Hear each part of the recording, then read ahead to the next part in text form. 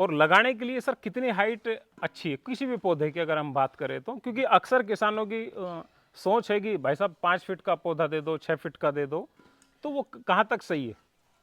पौधा हमेशा growing stage में लगाना चाहिए। अच्छा। और ग्रोइंग स्टेज जो है इसकी, जो 2-2.5 फीट का जो पौधा है, 2.5 फीट का, 3 फीट का, अप टू 3 फीट, वो पौधा एकदम लगाने के लिए सबसे ज़्यादा परफेक्ट है बगीचे के लिए, क्योंकि उस टाइम इसकी ग्रोथ चली हुई है। ग्रोथ चली हुई, अगर ग्रोथ रुक गई तो फिर उसको स्प्राउट होने में दोबारा फिर टाइम लगेगा, उसको टाइम लगेगा।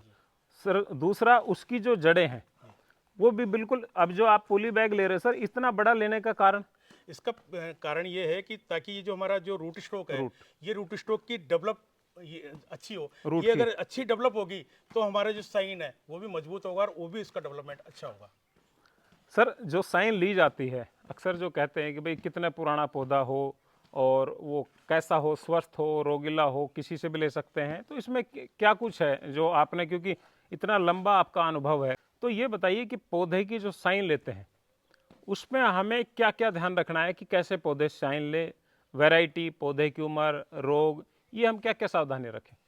देखो, क्योंकि ये जो वीडियो है, ये मैं चाहता हूं कि जो पौधे तैयार कर रहे हैं, एक नर्सरी वाले भाई हैं, वो भी एक जो किसान है कि कैसे पौधे तैयार होते हैं असल में, उसके माध्यम से मैं एक पूछ रहा हूं कि सर वो एक प्रक्रिया बताइए।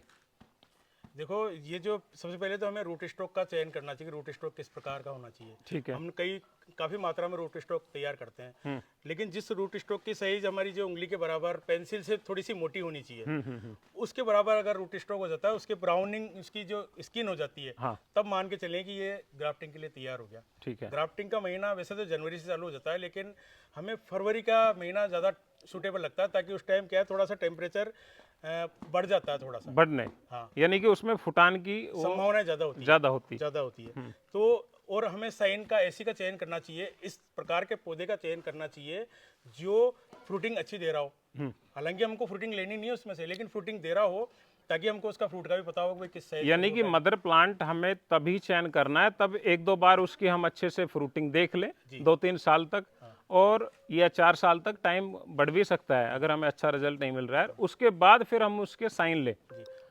और साइन के लिए हमें ऐसे पौधे का चयन करना चाहिए जो कम से कम 2.5 से लेकर के 3 साल पुराना हो, क्योंकि फ्रूटिंग तो 1 साल के पौधे में भी आ सकती है, लेकिन वो जो उसकी जो साइन होगा वो इतना मैच्योर नहीं होगा, और वो पता भी नहीं लगेगा कि उत्पादन कितना दे आ रहा है। तो जो पौधा फल उत्पादन दे रहा है उसी में से साइन का चयन करना चाहिए, और साइन की मोटाई और रूट स्टॉक की मोटाई लगभग समान होनी चाहिए। ठीक है। उतनी मोटाई की हमको साइन लेनी चाहिए। अगर रोगी पौधे से अगर हमने साइन लिया है, रोगी डाली से अगर हमने साइन लिया है, तो वो ग्राफ्ट सक्सेस नहीं हो सकती। उसमें इनकम्पेटिबिलिटी आएगी, या तो ड्यूरिंग ग्राफ्टिंग आ जाए, हो सकता है उसमें स्प्राउटिंग भी हो जाए, लेकिन थोड़े दिन बाद में वो मर सकता है पौधा। अच्छा। इसलिए हमें स्वस्थ पौधे से ही साइन लेकर के और उसकी ग्राफ्टिंग करनी चाहिए। सर मैंने कई बार ये भी देखा है कि हम किसी भी पौधे से जब साइन लेते हैं तो आंख बंद करके इधर से काट लिया, उधर से काट लिया, वो इतना ध्यान नहीं देते, या हम जिस बाग से लेके आ रहे हैं हम उसके माड़ी से नहीं पूछते कि भाई कौन सा पौधा ज़्यादा उत्पादन दे रहा था, मन में आया वहीं से काट लेते हैं। यह भी मैंने देखा है कि हम सेम प्रजाति का कोई भी पौधा लगाते हैं, आपने भी फार्म पे लगा रखा है, तो कुछ पौधे ऐसे हैं जो फली नाम मात्र देते हैं, अगर उनसे साइन ले ली तो क्या वो अपना ओरिजिनल, जैसे हिसार सफेदा है, 100 पौधे लगे हुए सारे हिसार सफेदा ही, लेकिन कोई जरूर नहीं सारे बराबर फल दे, कुछ पौधे तो ऐसे होते हैं कि फली नाम मात्र देते हैं, तो क्या वो उसकी साइन लेकर पौधा तैयार करते हैं तो वो गुण उसमें ट्रांसफर रहेंगे? नहीं, वो हमें हमेशा ये ध्यान रखना चाहिए कि जो अच्छी फ्रूटिंग दे रहा है, क्योंकि एक बगीचा है, बगीचे के अंदर कई सारे पौधे लगे जैसा आप बता ही रहे हो, लेकिन हमें फिर भी ये ध्यान रखना चाहिए कि जिसके अंदर अच्छी फ्रूटिंग आ रही है, हम उसी पौधे के चयन करके उसी में से हमें साइन लेनी चाहिए। सर और कोई सावधानियां? कि जब भी हम ग्राफ्टिंग करें, तो ग्राफ्टिंग करने से 7-8 दिन पहले हमारा जो मदर प्लांट है और जिसमें से हम साइन चयन कर रहे हैं, उसकी पत्तियों को हमें झाड़ लेना चाहिए। झाड़ने का मतलब ये नहीं कि यूं करके झाड़ दिया, हाँ, एक एक पत्ती को यूं करके और इसको हटाना चाहिए, या यूं कटर करोगे- से काट या दो कटर शायद। से काट दो। और उसके फिर 7-8 दिन बाद में क्या होता है कि वो थोड़ा रेडी टू स्प्राउट हो जाती है, हाँ, हल्की सी आंखें आ जाती है, आंखें आ जाती, उस टाइम हमको ग्राफ्टिंग करनी चाहिए, तो वो उसका रिजल्ट ज़्यादा अच्छा रहता है, ज़्यादा अच्छा रहता है और ज्वाइंट भी अच्छा बैठेगा। जॉइंट भी अच्छा बैठता है। दूसरा सर एक ये आता है कि वो पौधा हमें तैयार हो गया, अब आते हैं लगाने की विधि और फील्ड चयन का, तो शुरुआत में हम कैसा फील्ड चयन करें, मिट्टी पानी का क्या ध्यान रखें, वो एक बार बता दीजिए सर। इसी क्या होता है, पीएच क्या होता है मिट्टी पानी का, इनका एक बार थोड़ा। देखो अमरूद का पौधा जो है वो नॉर्मल पीएच के अंदर ही ज़्यादा सफल हो पाता है। नॉर्मल पीएच जो होता है 7 का होता है, ठीक है। 0 से 14 तक की इसकी रेंज होती है। तो 7 जो पीएच होता है वो लगभग नॉर्मल होता है। इसके अलावा इसका जो लगाने का समय है वो जुलाई अगस्त और फरवरी मार्च है। लगाने के अंदर जो खेत है, खेत मोर और लेस जो है इसका लगभग प्लेन होना चाहिए। अगर उबड़ खाबड़ होता है उसके अंदर अगर हम ड्रिप भी लगाते हैं तो थोड़ा उसके अंदर फुटिंग में वेरिएशन आ सकता है, ठीक है। कम और ज़्यादा के अंदर। जहाँ तक संभव हो अमरूद का बगीचा प्लेन खेत के अंदर लगाओ तो ज़्यादा सफल रहते हैं। और सर इसमें जो हम मिट्टी है, किस तरह की मिट्टी में ये अच्छा होता है, तो मिट्टी का भी क्या ध्यान रखें? दोमट मिट्टी के अंदर ये ज़्यादा सफल रहता है। अच्छा। अमरूद का पौधा है दोमट मिट्टी के अंदर ज़्यादा सफल रहता है। और मिट्टी के अंदर एक तो क्या है कि पहले देख लो कि उसके अंदर जो भी फसल लगी हुई है वो उसमें किसी प्रकार का रोग तो नहीं आया हुआ। खासकर निमेटोड, चाहे गेहूं लगाओ चाहे कोई और फसल लग रही हो, अगर उसमें निमेटोड आ रहा है तो वो हो सकता है कि फिर इसके अंदर भी शिफ्ट हो जाए।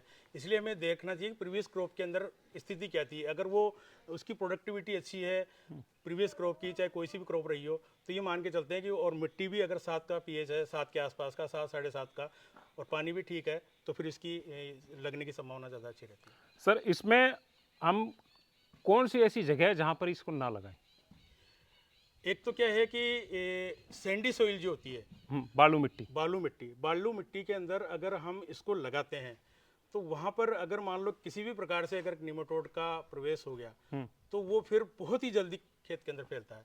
मिट्टी के माध्यम से फैलता है, हवा के माध्यम से फैलता है और पानी के माध्यम से फैलता है। तीनों माध्यम से ही उसका एक पौधे से दूसरे पौधे के अंदर फैलने की संभावना ज़्यादा रहती है। ठीक है।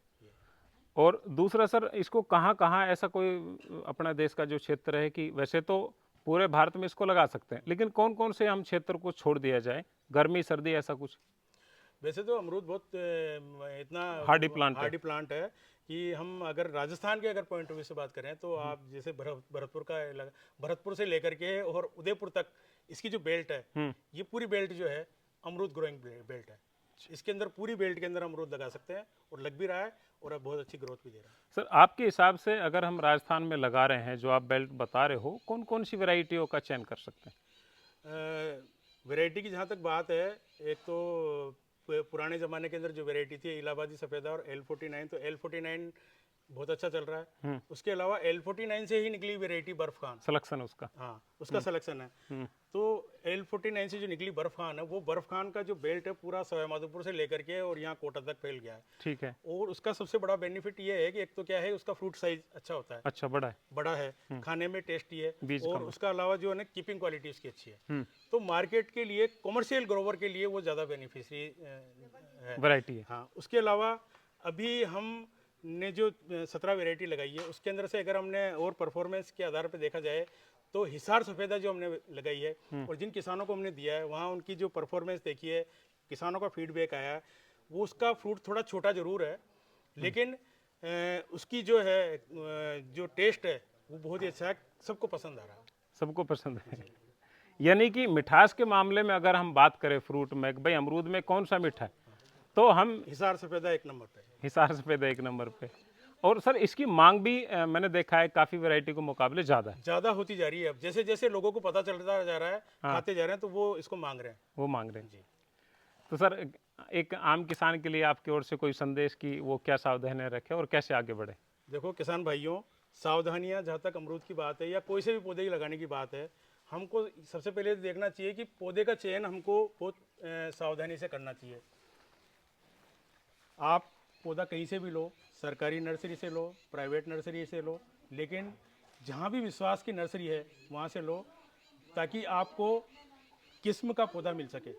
एक तो ये सावधानी रखनी चाहिए। दूसरी बात ये रखनी चाहिए कि पौधे लगाते टाइम भी आपको एक सावधानी रखनी चाहिए कि पौधे लगाने से पहले हमें मई जून के अंदर खड्डे खोद करके रखने चाहिए, ताकि उसके अंदर किसी भी प्रकार का अगर कीड़े के जो अंडे वगैरह हैं, लार्वा पीपा, वो निकल जाएं, खरपतवार के बीज है वो निकल जाएं। उसके अलावा जो मेन बात है खड्डे खोदने का, एक साइज़ का कम से कम 1 मीटर का गहरा का, उसका मेन उद्देश्य एक ये भी है कि जितना अच्छा जड़ का डेवलपमेंट होगा उतना ही ऊपर का सूट का डेवलपमेंट होगा। उसके लिए भी हम खड्डे खोदते हैं। तो खड्डे की साइज़ प्रॉपर होनी चाहिए खड्डे को भरना है, जून से पहले खड्डे को भर दो ताकि बरसात के अंदर आए तो वो पानी से भर जाए और उसके अंदर किसी प्रकार की एरेशन नहीं रहे। और जब पौधे लगाने का टाइम आता है, जब 1-2 बारिश के बाद में पौधे लगाने का टाइम आता है, उस टाइम हम जो खड्डा भरा हुआ है, उस खड्डे में से सिर्फ हमको उतना ही मिट्टी निकालनी चाहिए जितना हमारा पौधे का पिंड है। मतलब इस पिंड के बराबर ही हमको मिट्टी निकालनी चाहिए और उस मिट्टी को निकाल करके और इस थैली को सावधानी पूर्वक हटा करके और इस पिंड को ऐसे के अंदर रख करके और चारों तरफ से मिट्टी को दबा देनी चाहिए ताकि किसी प्रकार की एरेशन नहीं रहे। ये एक ध्यान रखना चाहिए। दूसरी बात किसान भाइयों को ध्यान रखनी चाहिए कि अगर आपने ग्राफ्टिंग का पौधा लिया है या बडिंग का पौधा लिया है तो उसके ऊपर एक थैली लगी रहती है जॉइंट के लिए। जब आपका पौधा लग जाए, 1 महीने का हो जाए करीब, तो उस थैली को जो बांधने के लिए लगाई है उसको सावधानी पूर्वक हटवा दें। ग्राफ्टिंग टेप को हटवा दें। अगर आपने वो नहीं हटाई है तो वो फटेगी नहीं, टूटेगी नहीं और वो उस तने के अंदर गच हो जाएगी और वो तने का डेवलपमेंट ढंग से नहीं हो पाएगा। ये सावधानी हमें जरूर रखनी चाहिए। साथियों, उम्मीद करता हूँ ये वीडियो आपको बागवानी में सहायता प्रदान करेगी और आपको काफ़ी जानकारी मिली होगी। हमारा उद्देश्य पौधा बेचना नहीं है, आप लोगों को समय समय पर जानकारी देना है। पौधा है, आप जहाँ से भी अच्छा लगे वहाँ से लो, लेकिन कुछ सावधानियाँ जैसा कि डॉक्टर साहब ने बताया, ये सावधानियाँ आप अगर रखेंगे तो आपका बाग अवश्य ही काफ़ी अच्छा चलेगा और अच्छा भविष्य में आप लाभ भी ले पाएंगे। उम्मीद करता हूँ वीडियो अच्छा लगा होगा। धन्यवाद। जय हिंद।